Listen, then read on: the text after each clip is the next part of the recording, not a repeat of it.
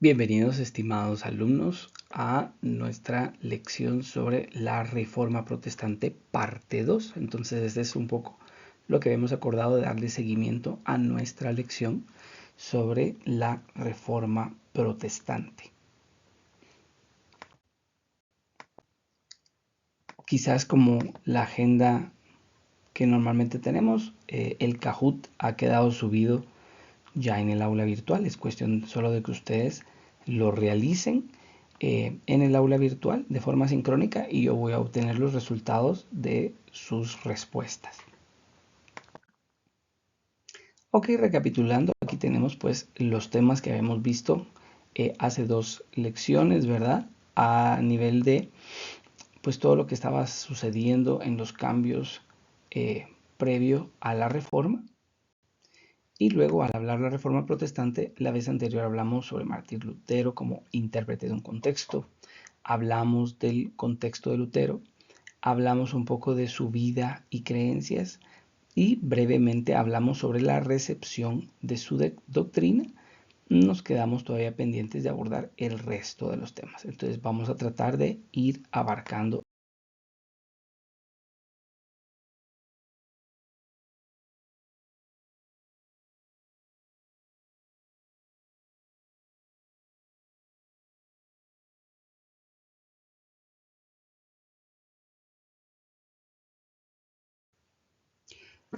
Entonces, en torno al proceso histórico de la Reforma en Alemania en 1517, vemos que hay una repulsa de Lutero a la predicación de las indulgencias que está llevando el Papa y los dominicos, que eran las personas más formadas, al igual que los franciscanos en ese contexto, son los que son encargados de realizar esta predicación o esta promoción sobre las indulgencias, ¿verdad? Obviamente el video pues exagera algunas situaciones, pero algo de verdad tiene en torno a el rol que ellos tenían en la predicación, ¿verdad?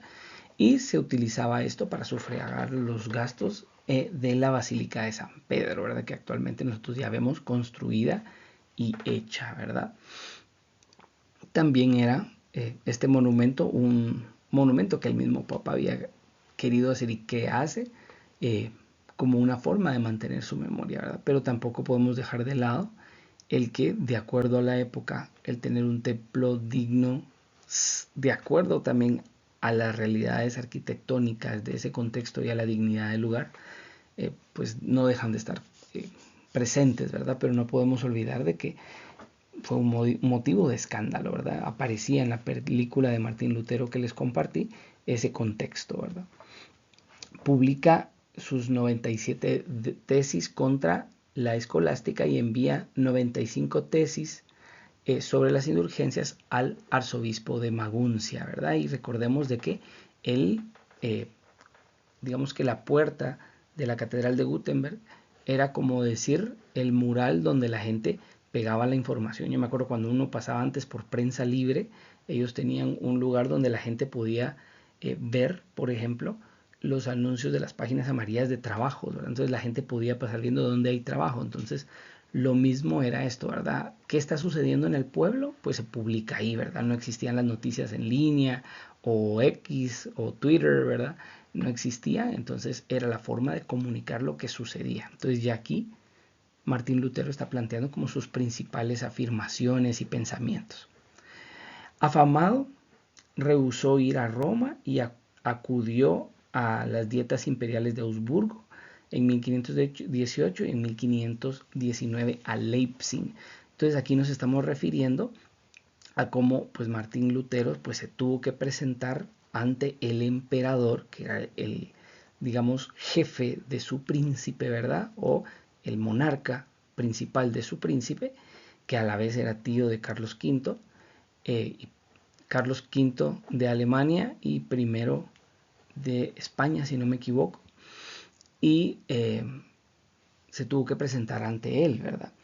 Es defendido por su príncipe, él rehúsa rechazar o retractarse, ¿verdad? Rechazar esas afirmaciones que había hecho. Entonces, bueno, esto crea un conflicto mucho más amplio, ¿verdad? Pero tiene la protección de su príncipe, pues parte de los derechos que tienen los monarcas. Roma pues no emprendió una acción directa contra Lutero en ese momento como digamos una labor de inquisición, digamos, ¿verdad? O una consulta mucho más profunda por falta de una oportunidad política. Y ustedes lo vieron, ¿verdad? No había como que la ocasión. Y en este momento, recordemos, y es parte de lo que ustedes han visto en su lectura también de la primera parte de Historia de la Iglesia, de que cada vez más el imperio y la iglesia están como más unidos, Estado e iglesia están mucho más unidos, ¿verdad?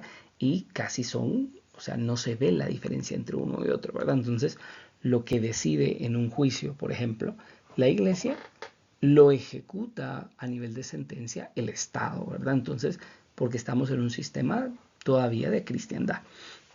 El imperio estaba vacante y al candidato preferido, el candidato preferido para ser emperador, para León X, era el elector Federico el Sabio de Sajonia, ¿verdad? Y de hecho aparece, o sea, digamos, ¿verdad? Los sajones, estamos hablando del área de Alemania, pues tenían mucha fuerza.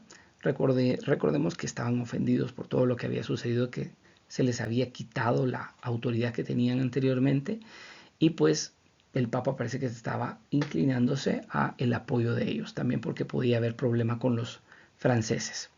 Entonces es elegido Carlos IV en 1519 de Alemania y Lutero publica en 1520 tres escritos famosos, ¿verdad? A la nobleza cristiana de la nación alemana, de la cautividad babilónica de la iglesia y de la libertad del cristianismo. Y ahora recordemos que la imprenta se acaba de crear y él no se está dirigiendo a los eclesiásticos o a los obispos propiamente, se está dirigiendo a todo el pueblo. Entonces crea una identidad de nación y esta lucha contra la iglesia es parte de esa identidad de nación.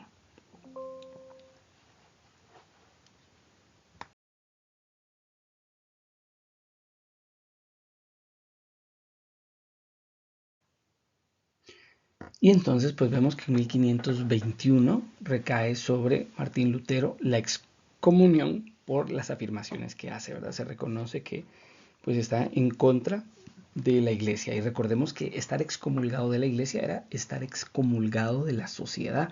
O sea, la persona se autoexcluía y se retiraba de la sociedad, ¿verdad? Entonces, pues tiene un impacto pues serio para los riesgos de su vida y para las implicaciones sociales de sus afirmaciones. Pues en 1521 Carlos V y Martín Lutero pues se encontraron frente a frente en la dieta de Worms, haciendo las afirmaciones que hacían. Pues ustedes recordarán incluso la imagen del cardenal y demás. Aquí pueden ver la imagen de Carlos V, que es como que estuviera escuchando las afirmaciones Martín Lutero. En la pintura pues obviamente le ponen mucha atención a lo que dice Martín Lutero, o lo quieren mostrar, ¿verdad? Encarándose uno con el otro, y obviamente los obispos a la escucha y también con sus reservas en torno a sus afirmaciones. Llegó a afirmar Martín Lutero: ni puedo ni quiero retractarme, ¿verdad? Entonces un súbdito del emperador y del rey, en este caso del rey sajón, pues hace una afirmación de este tipo, ¿verdad? Está retando al sistema, también porque tenía mucho apoyo. No cualquiera se hubiera animado a hacer este tipo de afirmación frente al emperador. Carlos V, con 21 años, pues era bastante joven, captó la gravedad de una revuelta religiosa y lo que esto podría implicar para su imperio, y redactó de su puño y letra un documento que presentó en la dieta. Su resuelta determinación de emplear mis reinos, mis señoríos, mis amigos, mi cuerpo, mi sangre, mi vida y mi alma, pues para defender la fe que él profesaba, la fe católica, ¿verdad? E inició el combate que libraron hasta la muerte el autor de la Reforma y el último gran emperador cristiano de Europa, ya que después van a irse desgranando los distintos estados nacionales, ¿verdad? Se va a ir fraguando otro tipo de monarquía sin un gran imperio como el que tenía Carlos V, ¿verdad? Que incluso se llegaba a afirmar de que no se ocultaba el sol entre extremo y extremo de su imperio, ¿verdad? Porque había llegado hasta América, recordemos, ¿verdad? Entonces, pues abarcaba buena parte del globo.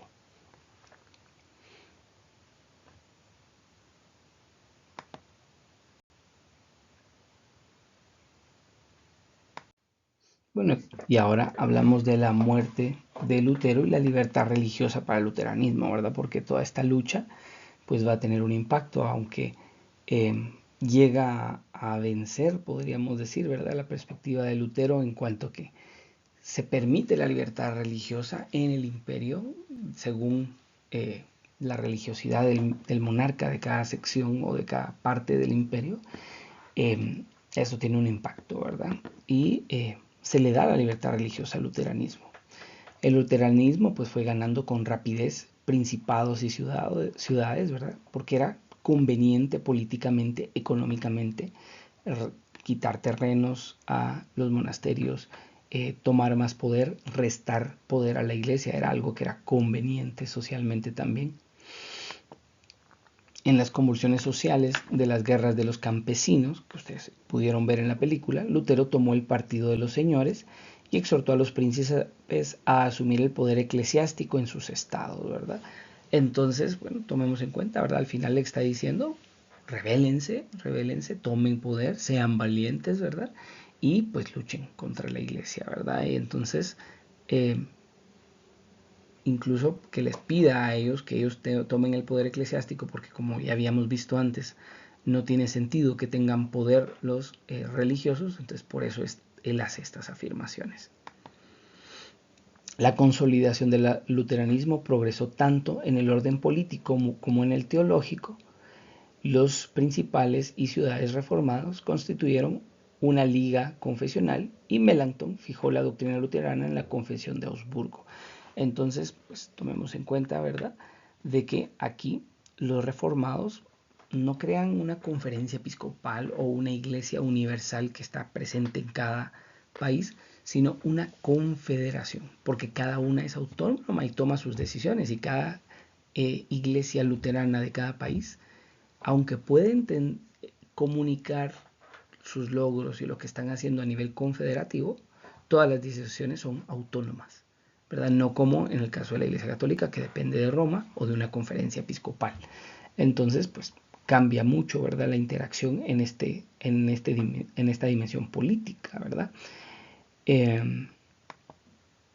un año antes, la Dieta de Spira acordó tolerar la reforma allí donde estaba implantada, ¿verdad? Si ya se había logrado un avance de la reforma en un territorio, pues se respetaba, pero se prohibió que se extendiera a nuevos territorios. Esto pues creó mucho malestar, mucho desagrado.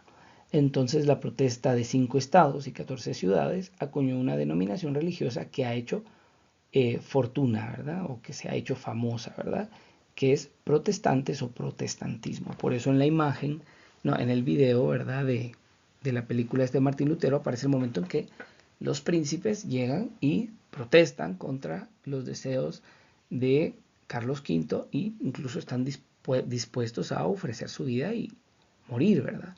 Pero, digamos, matar a varios reyes, varios de sus súbditos, eh, ante una situación de fe, con una manipulación de fe, podríamos decir incluso, se iba a comunicar, iba a hacer un ruido en el imperio muy negativo para Carlos V, siendo tan joven, y podría implicar su deposición o su retiro. Entonces, pues obviamente él no iba a permitir esto, vio las implicaciones políticas de lo que estaba sucediendo. Entonces, pues bueno, luego muere Lutero en 1546 y la reforma se había extendido a más de media Alemania. Aquí solo como nota curiosa van a encontrar que existen los dos líneas comunicativas o informativas, ¿verdad? Se dice que Martín Lutero muere en su cama, tranquilo, eh, rodeado de algunos de sus seguidores, sobre todo príncipes y personas importantes. Pero por otro, existe, se dice que es una leyenda negra hecha por la Iglesia Católica. Habría que ver hasta qué punto es una leyenda.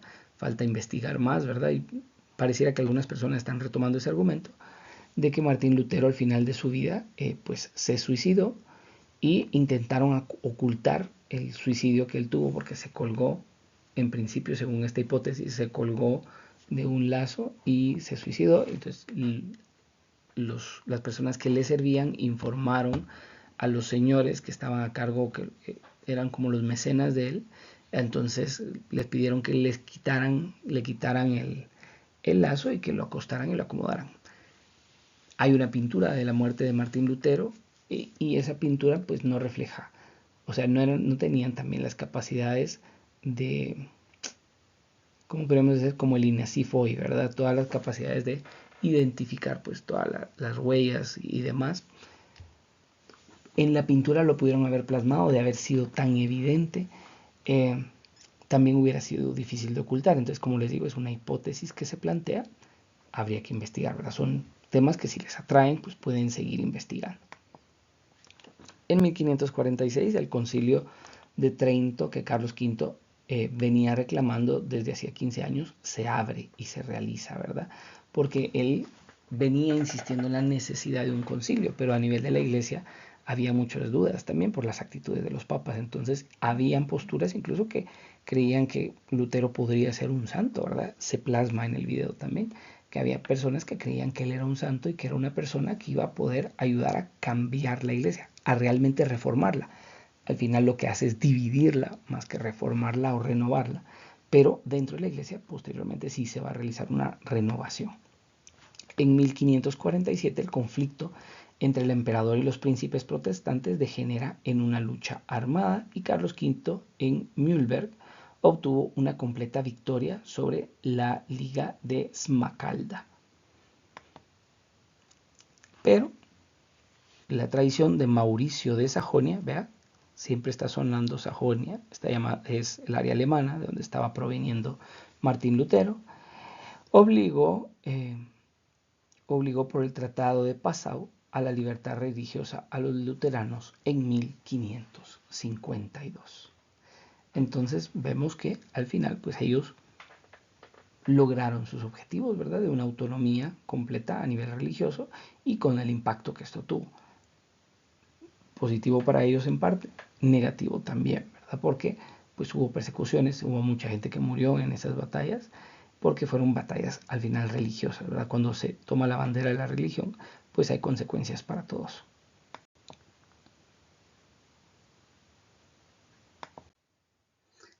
Bueno, entonces vemos que esta reforma protestante que inicia en Alemania se va difundiendo y pasa a los países escandinavos, ¿verdad? Entonces vamos a ver que va a haber una recepción del luteranismo también en estos países.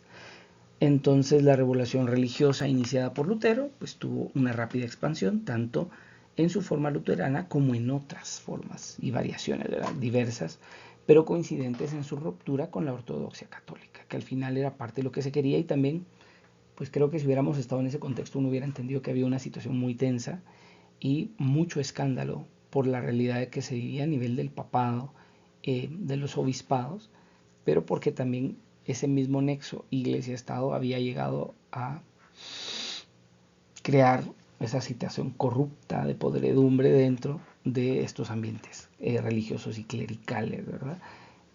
Habían críticas válidas hacia la iglesia también. La mitad de los pueblos de la cristiandad medieval eran ahora protestantes, la mitad de la cristiandad. Entonces eso pues era un impacto fuerte para la iglesia que aún podríamos decir que se sufre bastante alrededor del mundo. El luteranismo pues, se adueñó con facilidad de los países escandinavos, cuyos monarcas pronto rompieron con Roma y se apropiaron de los bienes eclesiásticos y crearon sus iglesias nacionales. Y siempre se insiste, en primer lugar, tomaron los bienes eclesiásticos, o sea, los monasterios tenían territorios amplios, codiciados por muchos, para sus casas, para sus siembras, etc. Y pues fueron tomados, fueron aprovechados por parte de estos personajes o estas personas. En la Suiza alemana, Zwinglio, que es un cura de Glaris, movió desde 1518 su revuelta religiosa, cuyo radicalismo disgustó al mismo Lutero. Lo consideraba un hombre no cristiano, ¿verdad? Lutero, ¿verdad? Por la forma en que él estaba actuando y por las motivaciones que tenía y la forma de ejercer esta difusión del luteranismo, sobre todo por su doctrina de la presencia meramente simbólica de Cristo en la Eucaristía. Porque recordemos que Martín Lutero, a pesar de todo, había sido sacerdote agustino y a pesar de todo él mantenía el reconocimiento de la Eucaristía. Tal vez no le parecían pues todos los sacramentos y el ministerio del orden, pero el bautismo y la Eucaristía eran valiosos, que le llamaban la Cena del Señor con un nombre distinto, pero para él, para Martín Lutero, no era solo un tema de simbolismo, ¿verdad? Pero esto se va a ir difundiendo. Por su parte, Calvino, de 1509 a 1564, con una mente más lógica y rigurosa, llevó hasta sus últimas consecuencias las primicias fundamentales de la doctrina protestante. Planteó así su doctrina de la predestinación, ¿verdad? Dios, trascendente e incomprensible, según su arbitrio insondable, predestinaría a los hombres al cielo o al infierno, a la eterna condenación o a la eterna gloria, desde su creación, y regalaría a unos la salvación y a otros la condenación. Entonces yo tuve la oportunidad de hacer mi síntesis teológica cuando terminé la licenciatura en teología en torno al tema de la predestinación, y pues el desarrollo teológico fue muy fuerte y la confrontación fue muy fuerte con Calvino, que fue el que más la defendió. Y al final, vean, nosotros sabemos que el Señor nos ha elegido a todos para la salvación. Dios nos ha elegido en Cristo para salvarnos en Él. Pero respeta la libertad humana.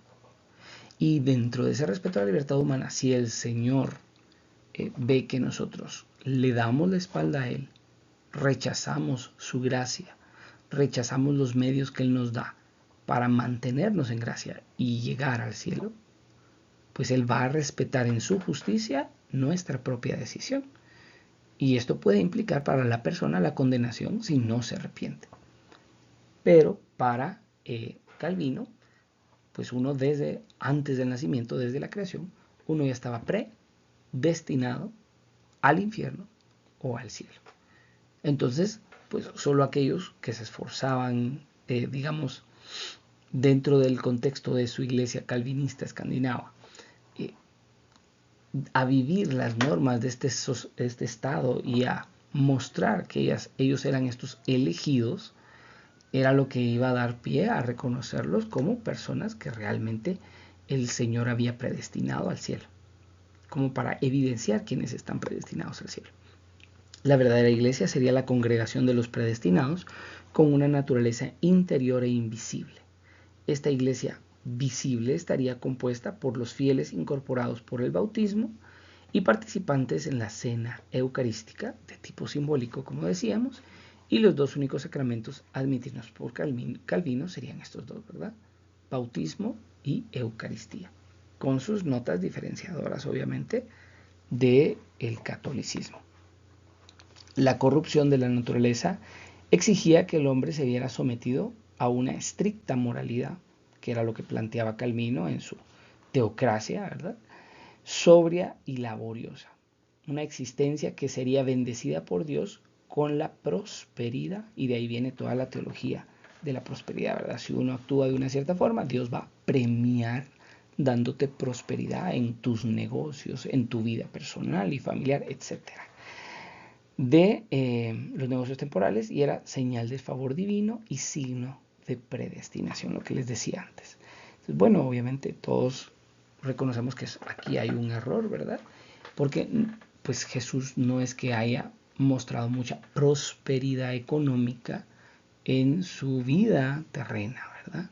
Pues él era un rabí itinerante, y pues no da evidencias de haber vivido en ese tipo de prosperidad, ni haberla promulgado, ni haberla vivido sus apóstoles, ¿verdad? Entonces, bueno, es cuestionable esta afirmación.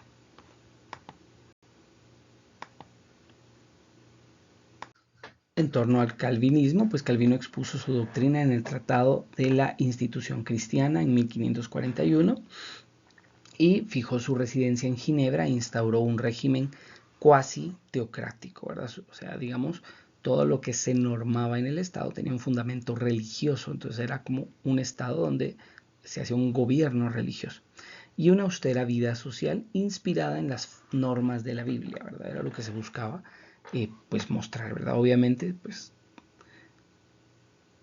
algunos de ellos tal vez tuvieron legítimos intereses religiosos y preocupaciones religiosas, pero creo que al final pues siempre se ven viciadas, ¿verdad? Estas motivaciones religiosas por las acciones políticas que se ejercen, ¿verdad? Fue un autócrata religioso que gobernaba la comunidad rodeado de un consistorio de pastores y ancianos. La Academia Teológica Ginebrina era el seminario donde se formaban los pastores con destino a las diversas comunidades calvinistas de Europa. Y así se empiezan a difundir, ¿verdad? Se empieza a ir ampliando toda esta vivencia calvinista. Ginebra velaba por la pureza de su cristianismo reformado, y el célebre médico español Miguel Servet fue condenado como hereje y murió en la hoguera por negar el misterio de la Santísima Trinidad, ¿verdad? Entonces estamos hablando de que ya ellos empiezan a hacer dentro del ambiente calvinista también esta persecución y quema de aquellos que pues no estuvieran en la misma línea que ellos. Como ellos fueron extremistas, pero también rigurosos, entonces se llega a estos extremos también, ¿verdad? Y esto es uno de los tantos ejemplos, porque a veces se acusa, ¿verdad? La Inquisición pues hizo tanto, etcétera, etcétera. Sí, pero la casa de brujas y según las afirmaciones de los protestantes, también tuvo muchas más muertes que de parte de la Inquisición, ¿verdad? Y pues han habido otras instancias realmente. Lo que pasa es que son argumentos generalizantes que lo que buscan es desprestigiar la imagen de la iglesia. No negamos que hubo Inquisición, no negamos que esa unión iglesia-estado llevó a muertes y a acciones que hoy en día no haríamos, pero desde el contexto histórico en que se estaba moviendo la iglesia en esa realidad, pues eso fue lo que correspondió, ¿verdad? Pues era lo que se vivió. El protestantismo calvinista tuvo una fuerza expansiva superior al luteranismo, se difundió mucho más, y el calvinismo se introdujo en Hungría y Bohemia y ganó parte de la aristocracia polaca. En los Países Bajos se consolidó en las Provincias Unidas del Norte, ¿verdad? Que sería la futura Holanda. En Escocia toma la forma del presbiterianismo, ¿verdad? Ahí vienen los presbiterianos, y también tuvo una gran influencia en Francia. Ahí creo que se hablará después de los hugonotes. Francia fue una constante aliada de los príncipes protestantes alemanes que luchaban contra Carlos I y del turco, perdón, hay un error, y amenazaba las fronteras orientales del imperio, ¿verdad? Entonces los franceses también, ahora que era un alemán el que tenía la autoridad y que la iglesia apoyaba a este alemán, a Carlos I de Alemania, quinto de España, entonces pues estaban molestos, también decepcionados, como en un momento lo estuvieron los alemanes, y esto implicó que no tuviera el apoyo de los franceses, ¿verdad?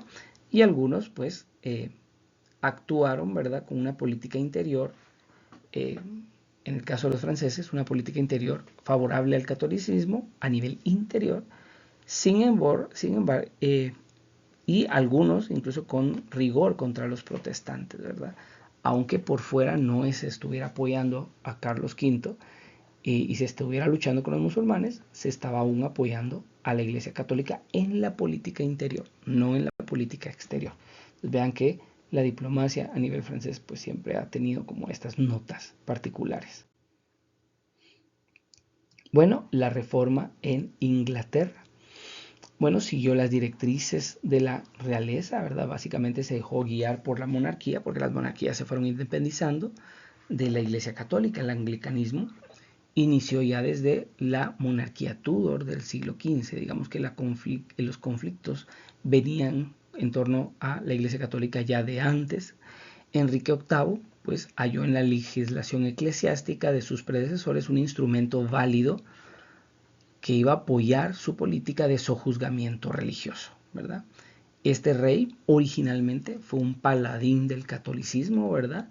En los albores de la Reforma, él escribió incluso contra Lutero una defensa de los 7 sacramentos que le valió del Papa León X el título de defensor de la fe, ¿verdad? Que era uno de los títulos más importantes a nivel del mundo católico, ¿verdad? Reconocer esto a un rey era como darle un gran prestigio.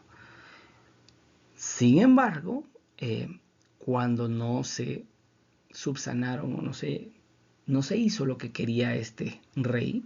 Entonces entró el conflicto, ¿verdad? Fue la negativa papal de conceder a Enrique el divorcio de Catalina de Aragón para casarse con Ana Bolena, la razón que llevó al repudio del primado romano y al cisma, ¿verdad? No reconocer esta autoridad que se estaba ya resquebrajando bastante, fruto del luteranismo y todas estas luchas.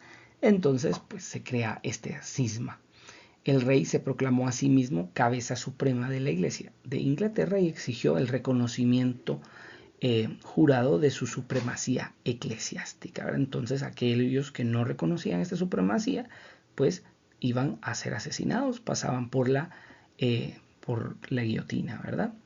La mayoría de sus súbditos se sometieron, con excepción de los mártires cartujos, el obispo Juan Fisher y Santo Tomás Moro, ¿verdad? Que era el primer ministro, podríamos decir, de este rey inglés, un hombre de mucho prestigio, un abogado, un padre de familia, que hasta sus últimas consecuencias, pues, quiso ser la conciencia de Enrique VIII. Sin embargo, pues, se vio desafiado y llegó a sus últimas consecuencias.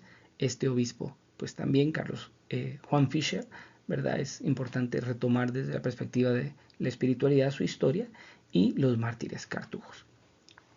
El protestantismo, de inspiración calvinista, se introdujo en Inglaterra durante el reinado de Eduardo VI, por su parte, 1547 al 53, y su sucesora, María Tudor, reprimió la herejía e intentó que se lograra la restauración católica, que no se logró del todo. A su muerte, la corona pasó a Isabel, hija de Enrique VIII y Ana Bolena, ¿verdad? No de Aragón, sino de Bolena, y se guardaron las formas externas de la tradición católica, formas externas, y por ejemplo de esto era pues los templos, la jerarquía eclesiástica, los cabildos catedralicios, aunque sin clero célibe ni vida monástica. Se prohibió la celebración de la misa y un anglicanismo protestantizado con elementos luteranos y calvinistas se impuso como doctrina oficial en Inglaterra. Entonces vemos esa mezcla de estas dos líneas vivenciales. Bueno, como conclusión de esta lección que podemos obtener, pues el subjetivismo, ¿verdad? El hacer lo que yo quiero, lo que yo deseo y primar esto sobre la realidad comunitaria, sobre la realidad eclesial, que lleva a la corrupción religiosa y la política, ¿verdad? Estos tres elementos, subjetivismo, la corrupción religiosa, la falta de una espiritualidad profunda, la coherencia en los principios y la política, ¿verdad? Los deseos políticos y su